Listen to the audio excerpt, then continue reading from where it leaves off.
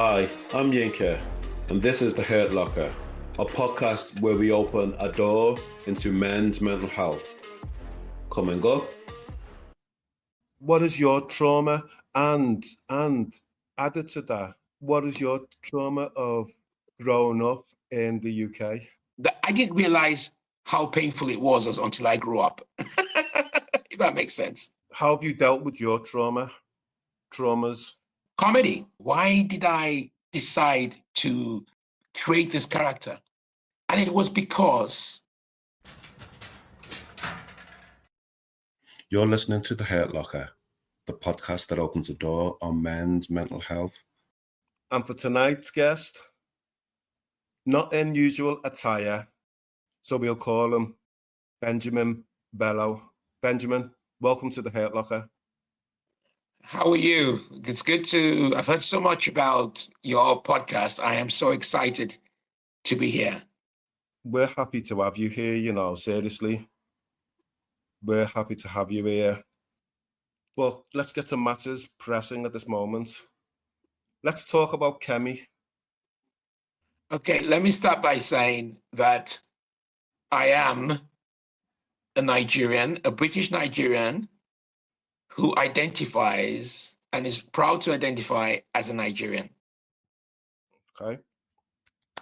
I do enjoy the fact that I have the opportunity, God has blessed me to have the opportunity to enjoy two cultures, the British way of life and the Nigerian way of life.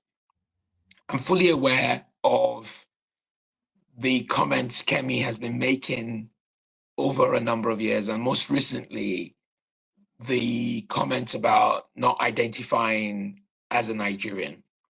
I genuinely believe that Kemi is going through some kind of trauma. And when I mean trauma, I mean there's clearly something that's happened while she was in Nigeria that makes her want to deassociate herself from being Nigerian. And the Nigerians out there who would say that she's not Nigerian, she's Yoruba. What does that mean? So Yoruba is a tribe in Nigeria. No, I'm Yoruba. Yes, I'm Yoruba too. So there's a view that Nigeria is not working. There's a view that before colonization, Nigeria was broken into different tribes and we had our own way of, do you get what I'm saying? So there are people who believe in independence for those tribes. So you've got the Igbo people who are pushing for Biafra. You've got the Yoruba kingdom who are, because there's just a view that Nigeria is not working as a whole. And you could have a debate about that. So there are people who are basically saying that what she means is that she's Yoruba, she's not Nigerian. And there are people who are very strong, have strong opinions about not wanting to be Nigerian and wanting to be Yoruba, Igbo, because it's in my view, this is all part of the knock-on effects of colonization and the fact that people have been forced to live together and to embrace a new nation, that has been around for well over 60 years. Yes. So I'm not making excuses for her. I think there's freedom of speech and people are entitled to what they want to say. What I would say is this in terms of trauma, is that Kemi and I have one thing in common, and it's only one thing in common. The fact that we both grew up under dictatorship rule, okay? And some people, the way they deal with their trauma is to become leader of the Tory party. But for someone like me, I end up performing in uniform as President Obonjo, telling jokes. Yeah? And I really do mean that, because even before she came into the scene, I always wanted to understand, why did I wake up one morning and decide that, okay, fine, I want to create this character, and that character is in uniform, and I want to be telling jokes. For me, It's the effect of when I was growing up in Nigeria, I grew up under dictatorship rule. So my idea of leadership is one who is in uniform. Does that make sense? Yeah. So when Obama, for example, was having issues with the Republican Party, I said to myself, oh, but Obama is Kenyan. What would an African president do? He will become a dictator. He will change the constitution, and he will be, much firmer with the Republicans.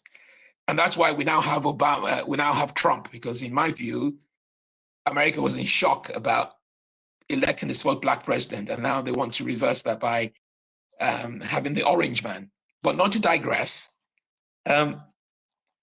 Yeah, in my view, Kemi is going about it the wrong way. I think Kemi should have diversity is our strength, and that she should be drawing on the experience that she had in Nigeria. And like it or not, as much as she wants to get away from being Nigerian, that country shaped her one way or the other, has had an influence on her. As I understand it, she was born in England, but went back at a very young age and didn't come back until the age of 16. Yes. My background is I was born in Liverpool, and I went back at the age of 5. And from the age 5 to 19, I was in Nigeria before coming back into England. So, but if that's what's the driving force, then someone like me should be able to talk about trauma in my. So that's basically, or rather, maybe she's had maybe that she had an ex-boyfriend in Nigeria who broke her heart, and that's why she dislikes Nigeria. Yeah, exactly. So it's rather unfortunate, because she has really, in my view, for a black woman, even though she might not think she's black, she has really succeeded, in terms of opportunities. She's risen through the ranks. How she's done it, let's not worry about that, but she's there. And I'm not aware of that. There are not many Nigerians who are passionate about her, who are backing her up. There are lots of Nigerians who are just really upset with her, because every time she opens her mouth, it's almost like she is speaking for white people, and that is rather unfortunate. But she's entitled to her opinion. However, this is what I said to people, especially Nigerians. I said, we're wasting a lot of time debating about what Kemi is actually saying, because underneath it, perhaps what we need to do is we need to run against her to unseat her. There's no point debating on social media what she said and so on and so forth. This is an opportunity for us to all get into politics, and just show a different side of, because my understanding is that she said she went into politics because she wanted to change that stereotype of Nigerians. She made a promise that she was going to improve the image of Nigerians, because she was fed up with the stereotyping about Nigerians, email, 419, fraudsters, and she wanted, that's my understanding. She has to ask herself whether she's doing that still now. on that path. Yes. In that path, and whether she's doing herself any justice, because for someone like Kemi, young black women should be looking up to her, but they don't. Yeah. They don't. I genuinely think that the people that they look up to is the likes of Diane Abbott, who's recently been suspended from the Labour Party. Those are the people that I think young women are looking up to, rather than Kemi Badenoch. And It's unfortunate, because she might want to reject the fact that I'm not there to represent black people. Obama said something similar. I'm not there to represent black people. I'm not there to represent white people. I'm there to represent the United States of America. I know it's a different environment. But I just get the impression that she's been planted there, just like Suvela Braverman, just to speak on behalf of white people. And it's rather unfortunate. Thank you for that. You said you grew up in Nigeria from 5 to 16. Whereabouts in Nigeria? So I was in Lagos. Yes. Whereabouts in Lagos? Yaba. Yaba. I don't know Yaba. Yaba is it's how best to describe it. I have not been in Nigeria for a long time now, but Yaba is definitely in Lagos. It's I don't know how best to describe it, whether it's on the western part of Lagos or southern, but it's definitely in Lagos. It was a popular area in Lagos. Yeah. Okay. Benjamin, welcome on the Hurt Locker.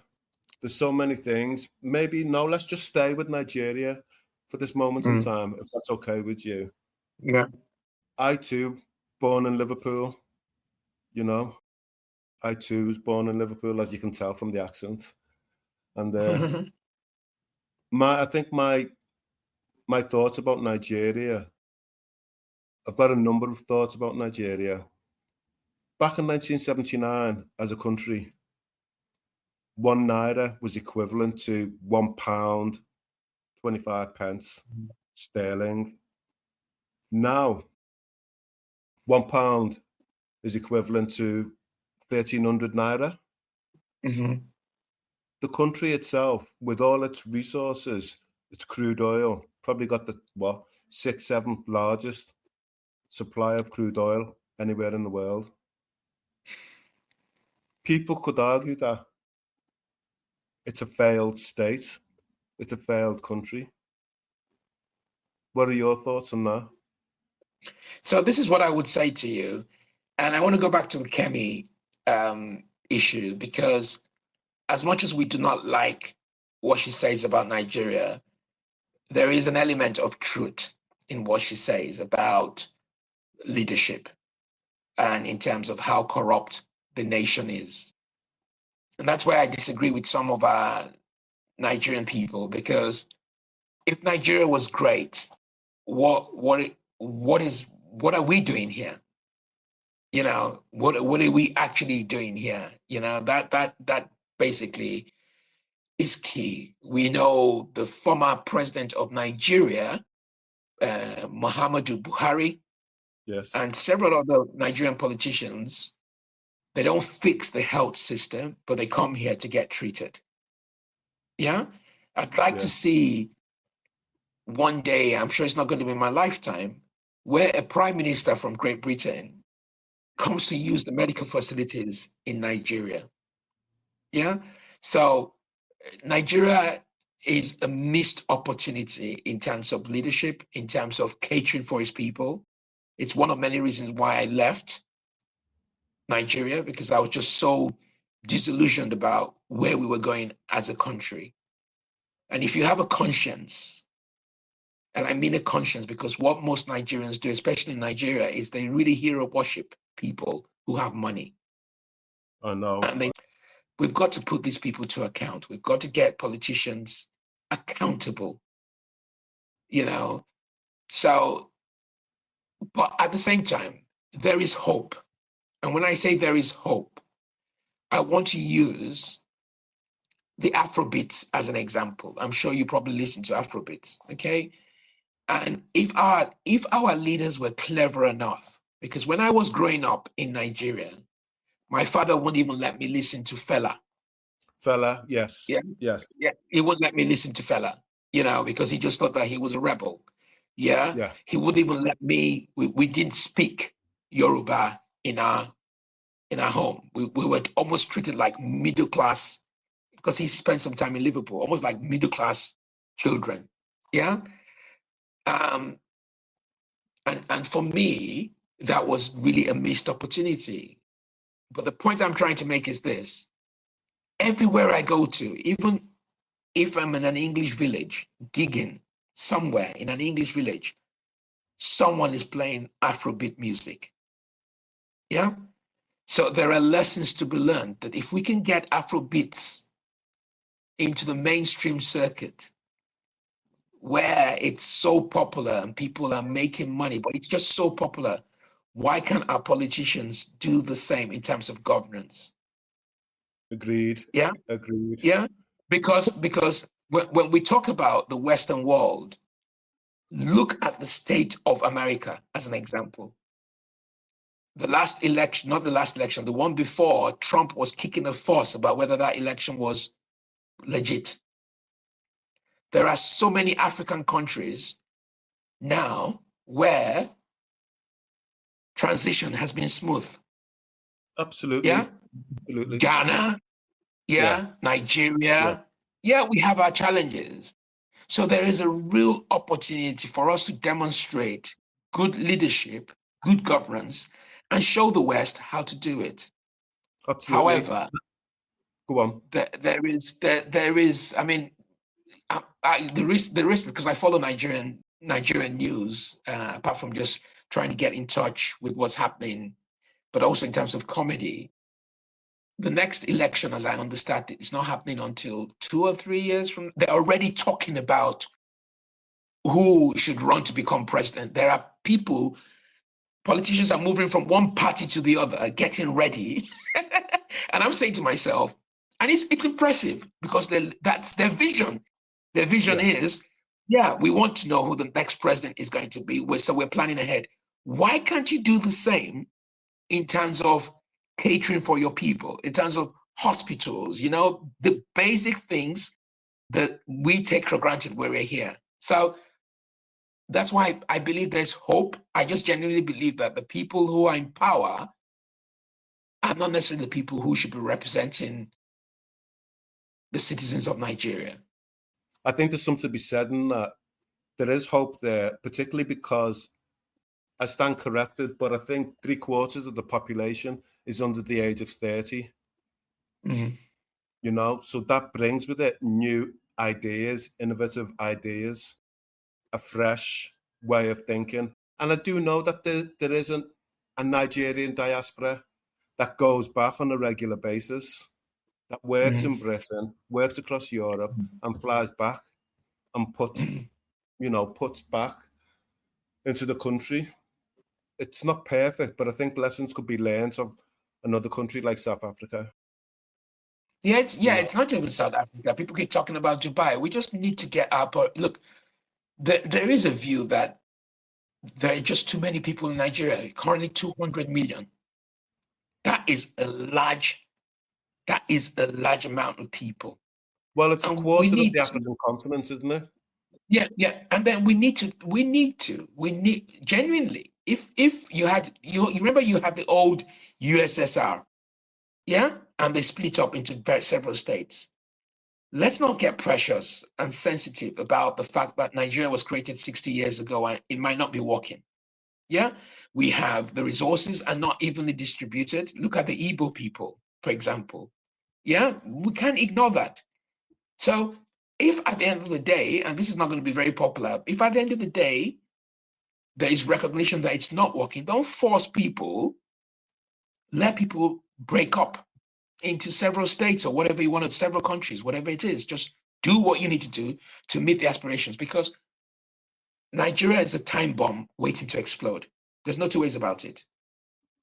There are lots of hungry people out there, and they will find a way, one way or the other, because what are we doing with old generation? Look, we need young, dynamic people. What are we doing with people? And this is not age discrimination, but you've been in politics. Get some young people in with fresh ideas.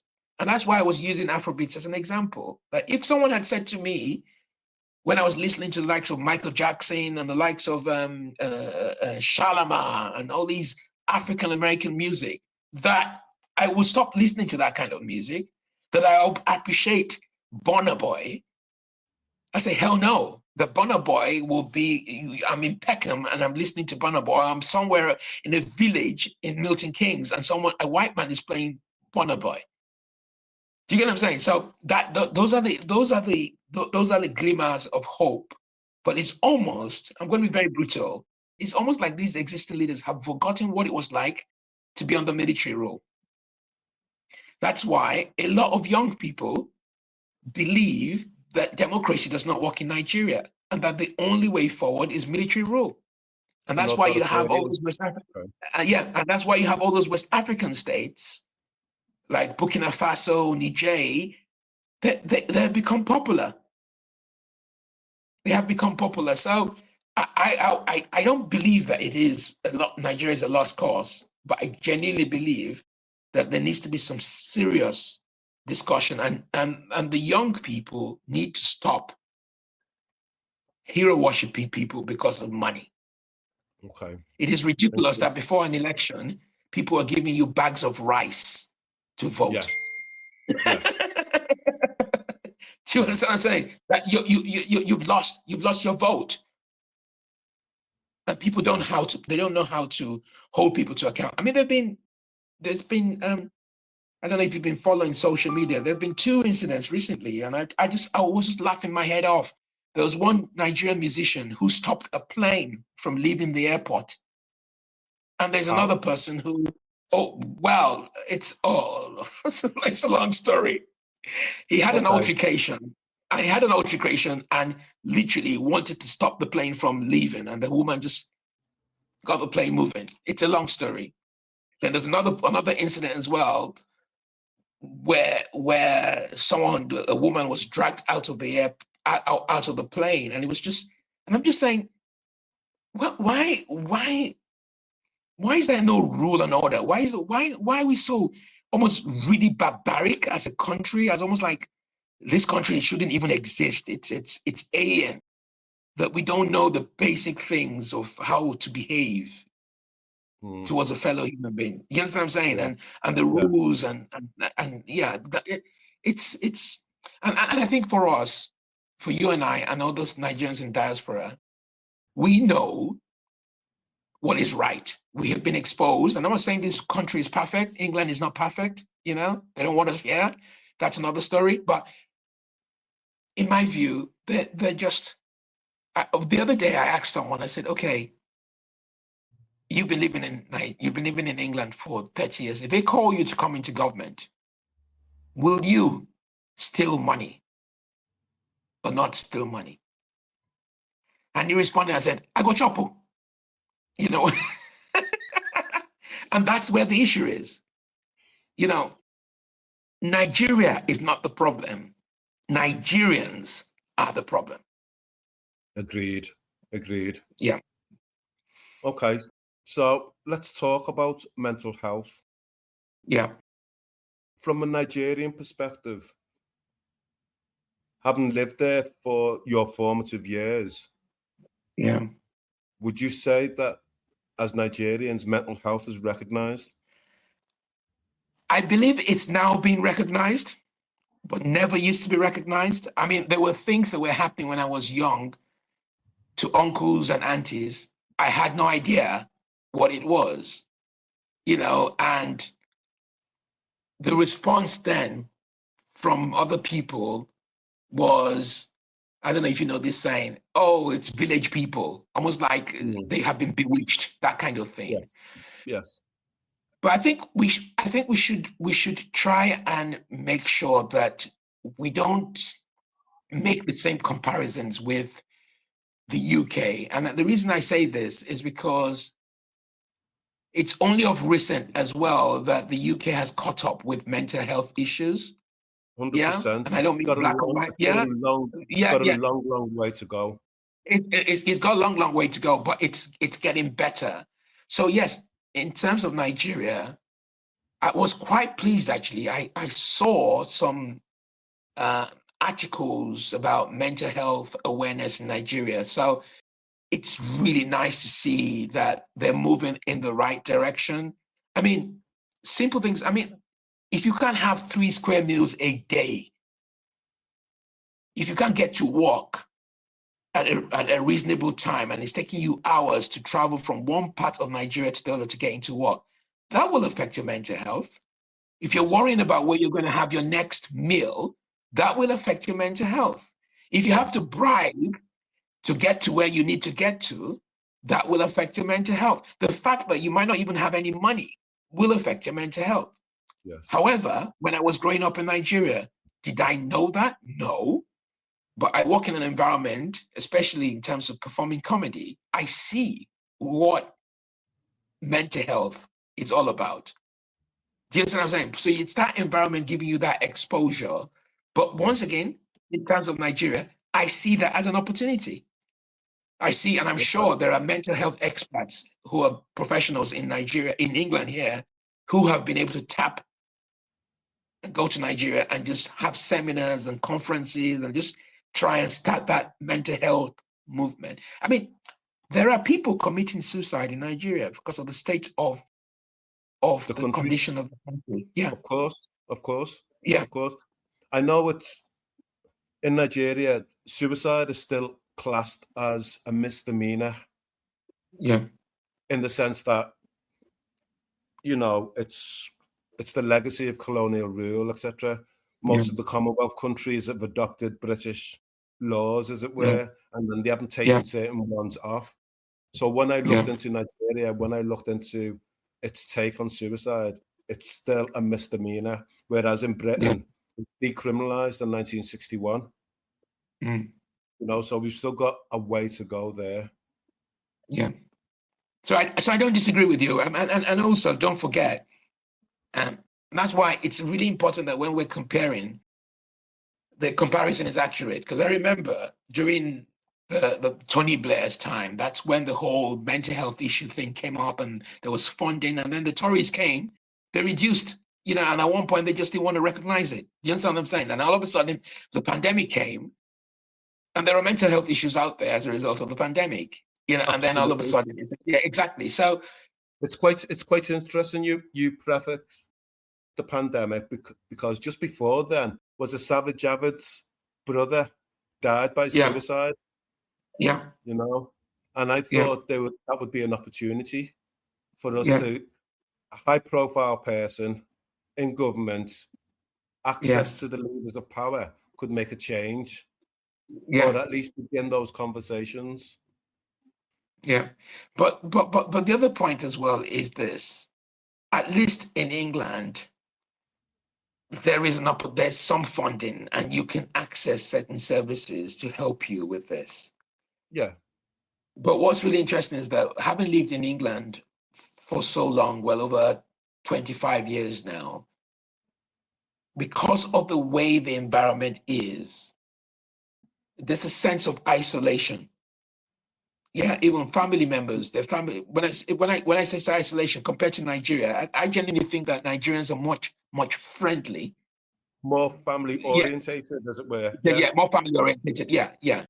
If you're a Black person, you're likely to adopt. I don't know. You're likely to adopt a white way of life in the UK. So there are family members who don't see each other for years, unless there's a Christmas or what is it called, occasion.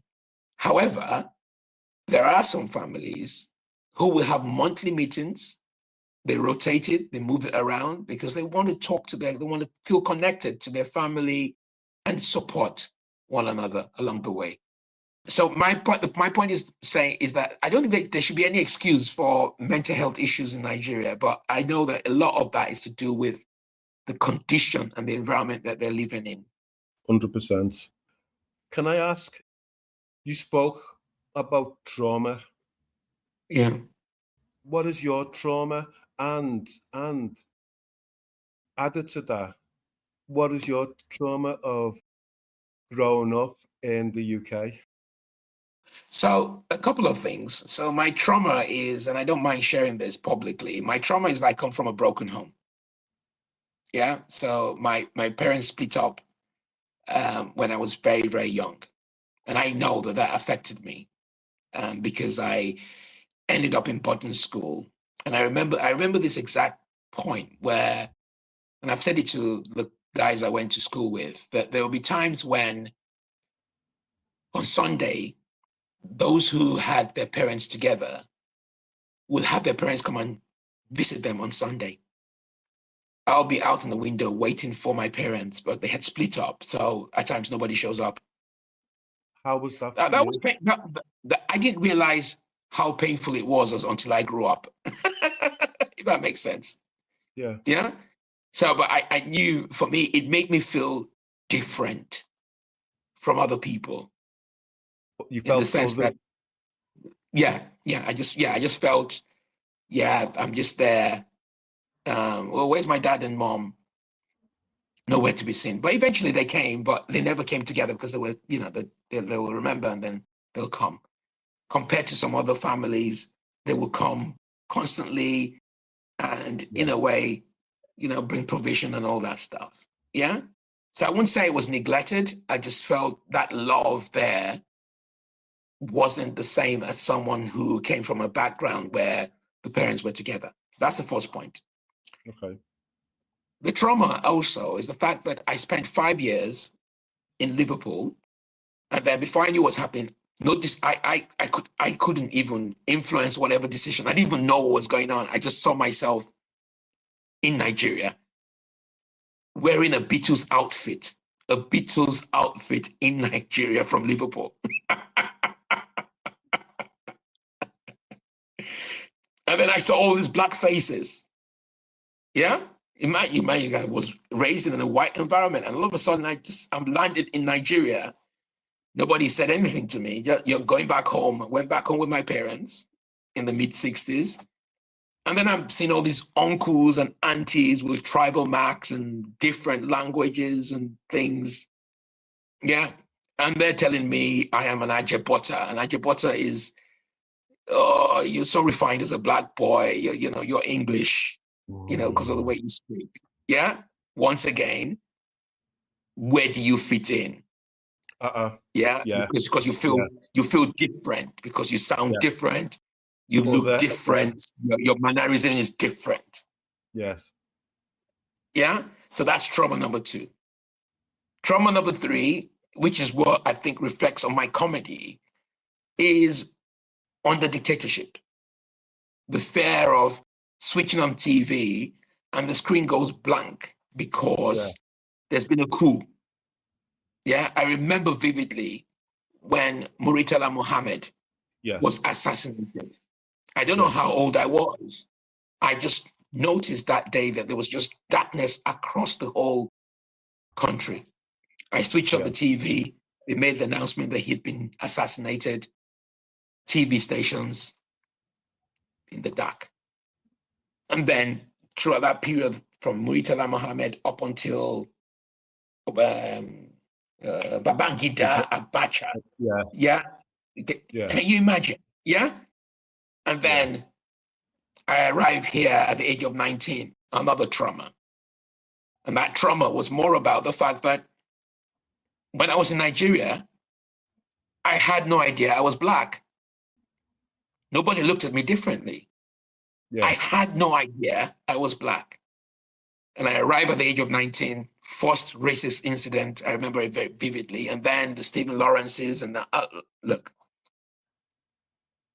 So it's important that we, they say we're prisoners of our background. So it's important to talk about these things because in my view, when we do, because I could easily suppress all this stuff. Yeah. So right now, I used to live in Stratford. Yeah. I now live outside London. Yeah. And it's predominantly a white neighborhood. And I know that one of the reasons why I've been able to do that is because of my earlier years living in a white neighborhood. Yeah. So that was registered in my head. Yeah. I was living in Liverpool.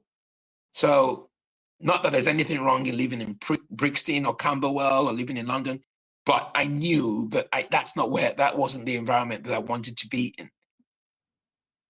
Doesn't mean that I was rejecting my people, but it's that we are prisoners of our own background.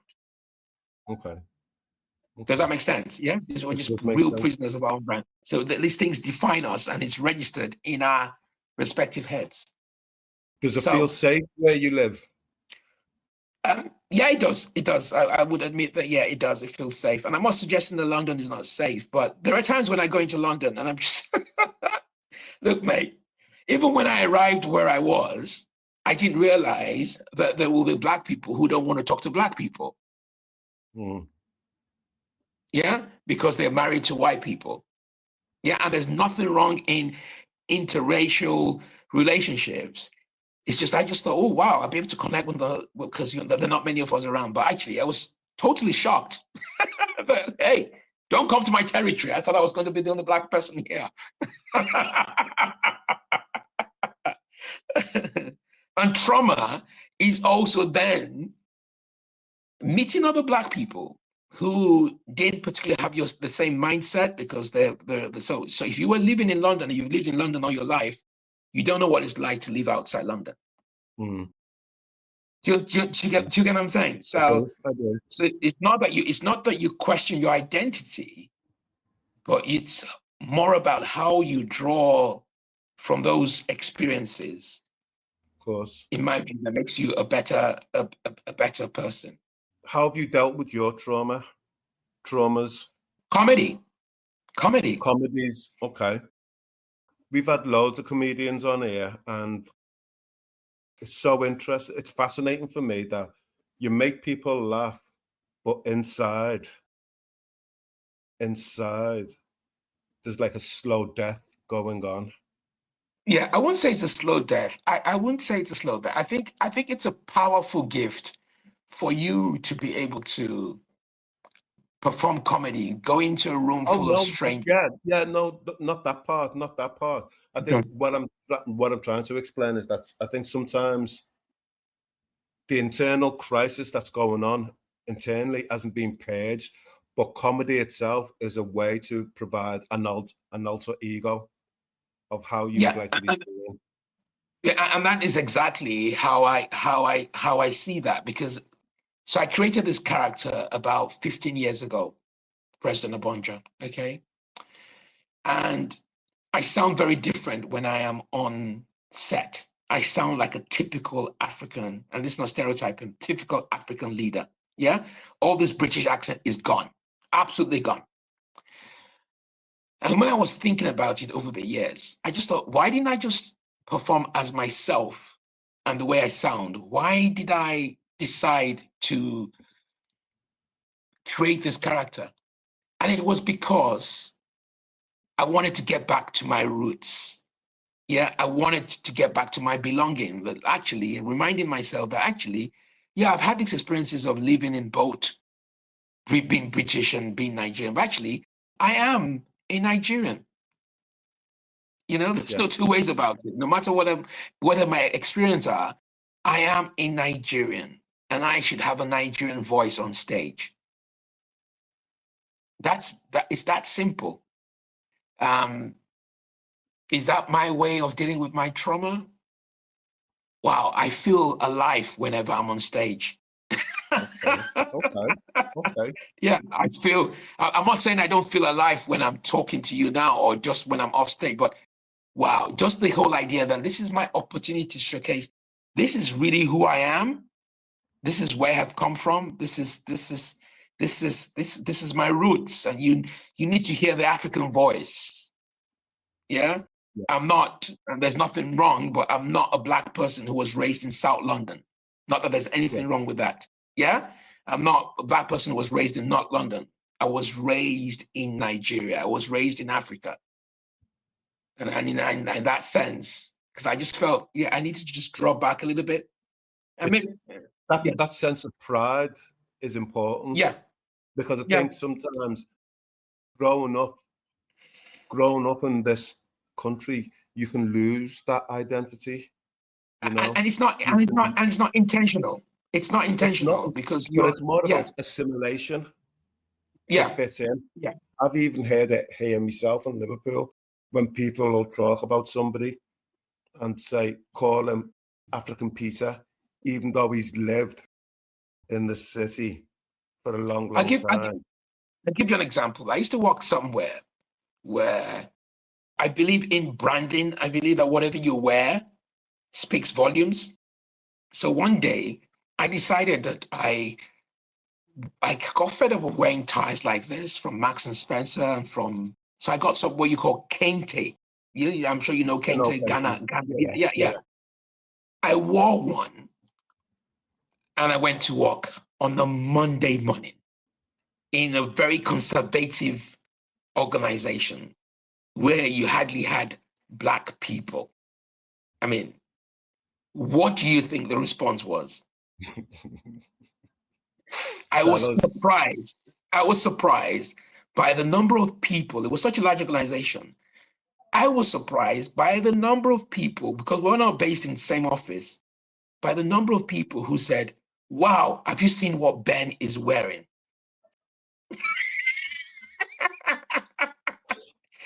All I was wearing was an African kente tie, similar to this, but just designed in African, Ghana. Yes. And someone came to me and said, oh, wow, that is a very bright tie.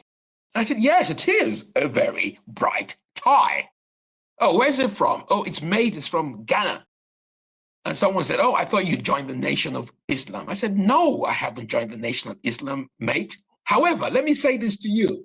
When you buy bright ties from M&S, do I ask you, wow, that is a really bright tie? Are you now a Christian? Those overt undertones of race and racism. Yeah. Or when you go into an office, where you're wearing black, complete black. I used to have someone who would wear black. That's what she wore, black all the way through, black wig, everything black. And that's what she wore every day. It was a statement. It was a statement. So it's all these little things and trying to fit in,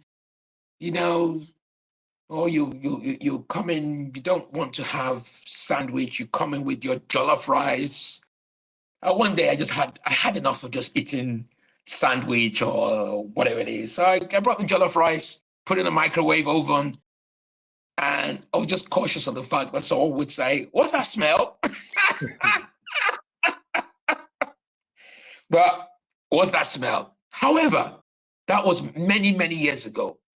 Are you aware the number of people now who know about jollof rice around the world? Exactly.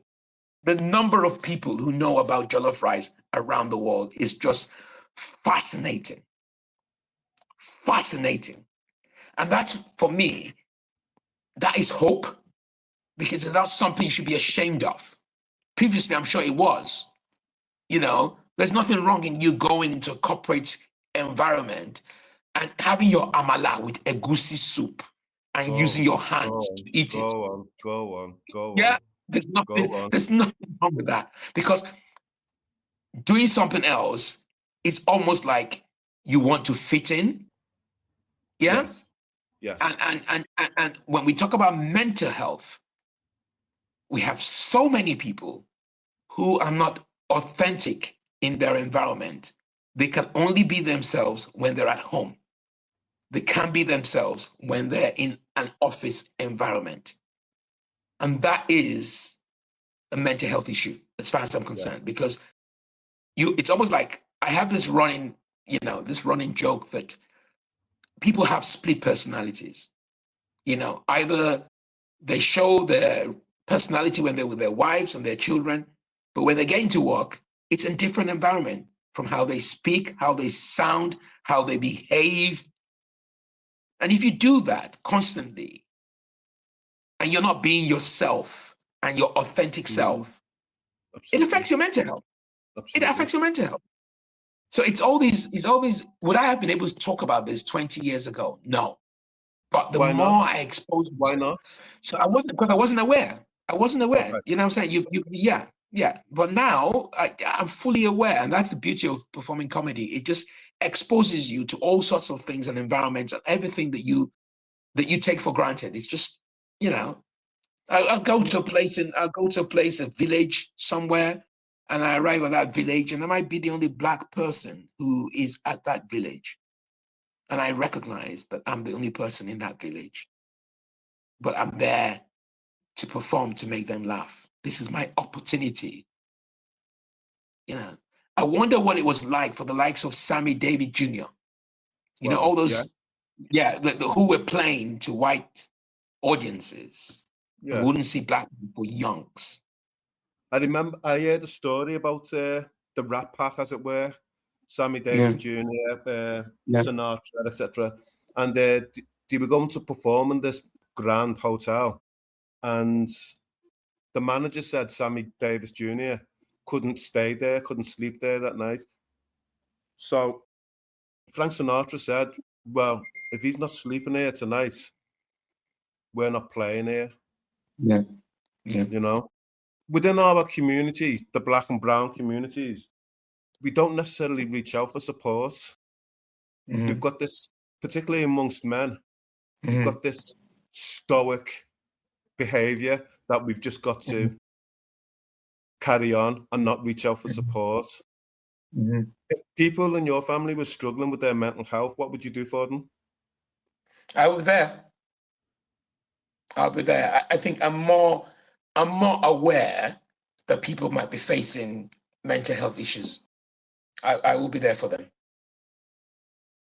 But I think you have to be very, very careful in terms of how you provide that support. And do you understand what I'm saying? Because their catchphrase is like, if you know someone is not doing great as a friend, and you say, you got this, or there's light at the end of the tunnel and all that stuff. We have to be careful with our language.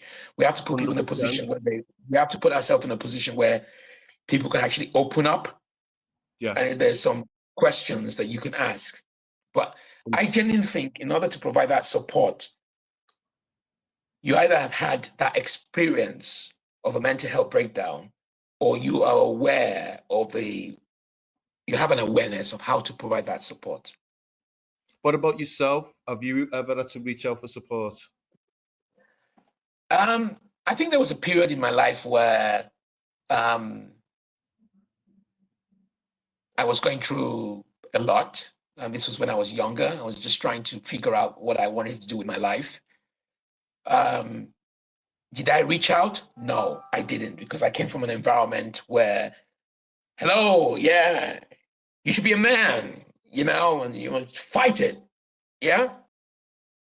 But when I realized that it was okay to be able to show your emotions, it was okay to express yourself, it doesn't mean that you're weak, then yeah. But when I was younger, hell no. Hell no. Would I approach anyone to say, I just bury myself in some booze or have some girlfriends? Yeah, that's basically it. Yeah. I love the fact that you've experienced both cultures, immerse yourself in both cultures, and you see it for what it is. I love that. I love the fact that you're Nigerian. And for me, it's for me to protect my mental health. Say more about that. So I genuinely think that, I can't pretend to be who I am not. Yeah? Yes. I have gone through that process when I arrived in this country, trying to fit in, and I wasn't comfortable. A departure from who you actually were. But yeah, I just genuinely think that you have to be authentic, and this is who I am. I'm not going to go into an environment where there are lots of Eton and Oxford graduates, as an example, and try and sound Eton that you're from Eton. Yeah, I'm not. That is not my background. Yes. I went to a secondary school in Nigeria. I am different. There's nothing wrong in being different. It is a strength. It is not a weakness. Absolutely. That's why over the years, I've been for well over 10, 15 years, I've been in a happy place. I've been in a happy place because I am being myself. If you don't understand me, if you think because I don't sound like you, it's not really. Yeah, it's not really interesting how, for example, when you look at the House of Commons and how they all sound and the way they express themselves. Yeah, and I'm copying them now, like David Lammy. Yeah. Oh my God, hasn't he changed? He's changed. Hasn't he changed so much? Yeah, exactly. How many? There are Africans who are in the House of Commons, but they don't sound African, do they? My Lord. Yeah. I tell you what, I'm going to give you an example. So when I arrived in 1980 something, when I was doing my A-levels, I would put my hand up and ask a question. But because I didn't have my British accent, as I've assimilated, the teacher would always say, sorry, because she couldn't understand me. So I decided what I was going to do, Yinka, was to watch EastEnders. So I watched EastEnders to assimilate. And I started sounding Cockney. What?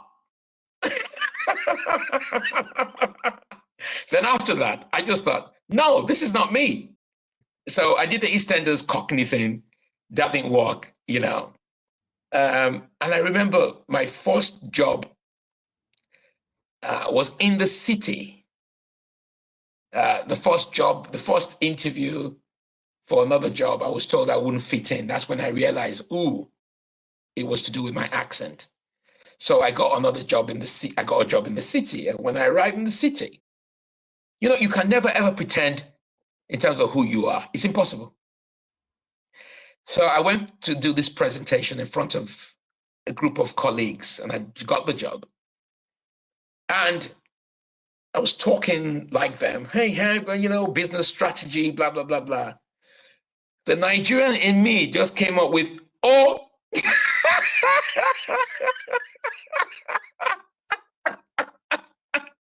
And so they said, what was that? I said, no, nothing.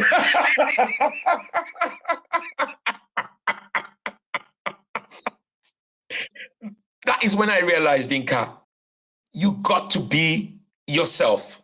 Absolutely. Because you will be found out. 100%. I can't believe I went to a business meeting and there was nothing wrong with it, but I wanted to emphasize a point. And I said, strategy O, because, Nigerians use that O. Yeah.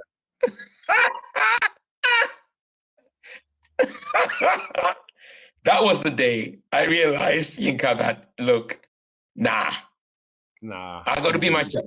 I got to be myself. And people will either accept you or not. I know you have to go soon, so I'm going to ask you the question. Who's the most important person in your life? Right now? Oh, yes. Wow. I have to be very careful so I don't upset anyone. You can only pick one person. Ooh. Most important. It's difficult. I'd rather not answer that. I'd rather not answer that. Let me answer it for you then. Benjamin, you're the most important person in your life because you're the expert of you. You know what makes yourself happy. You know what makes yourself sad. And only by attending to your needs, first and foremost, can you be fully there for the people who you love and care for. Yeah. And imagine if you took care of business for you. Imagine how much more richer, textured and layered that love and care would be for those people who are important in your life. Yeah, that's a good one. I never thought it that way, but it's that the African way is that you choose someone apart from yourself. Yeah. I'm going to leave you with this. Someone said to me, what's the most important job that you, what job do you do? What do you do for a profession? And I think it's very similar to what you said. And I always respond, and I will always respond, that the most important job in life is being a full-time human being. Managing the relationships with your friends, with your wife, with your children, with your father-in-law, mother-in-law. Forget the job titles, colleagues at work. That for me is a full-time job. Just being a human being is a full-time job. Absolutely. Yeah. Benjamin Bello, thank you for being on The Hurt Locker. Thank you. Thank you for having me, Yinka. It's been, and I'll say I'm jealous. Let me tell you why I'm jealous. I've always wanted to use the Liverpudlian accent in my comedy, but I can't do it. I can't because I can't. I just can't because so I have this running joke that, I was born in Liverpool because people don't believe I was born in Liverpool. I say I was born in Liverpool, but I can't speak the accent because I went back to Nigeria. They polluted me with African food. That's why I lost the African accent. But who wants to sound like Celia Black? But I just love. It's really fascinating in terms of meeting Black people who have an accent that's different from mine. I just find it really fascinating. The other day I went to Ireland and I saw this Black man and sounded so Irish. I was rolling on the floor. Do you understand what I'm saying? I was just literally rolling on the floor. So when you spoke earlier on, I didn't know you were from Liverpool. I was just, my God, I hate this guy. I wish I could have his accent. Maybe we'll do a swap then, okay? No, we'll have to do a swap. I don't know how it's going to work. Yeah. Okay. Thank you so much. That's a wrap. The Hurt Locker is a safe space for our guests to openly share their mental health experiences. If you have been affected by any of the content in this recording, then please reach out for support. If it is an emergency, dial 999. If you would like to talk to somebody today, then please call the Samaritans on 116 123. Stay safe. Thanks for listening to this episode of The Hurt Locker. Please give us a rating or share with another listener. You can also follow us on Instagram and Facebook at The Hurt Locker Pod.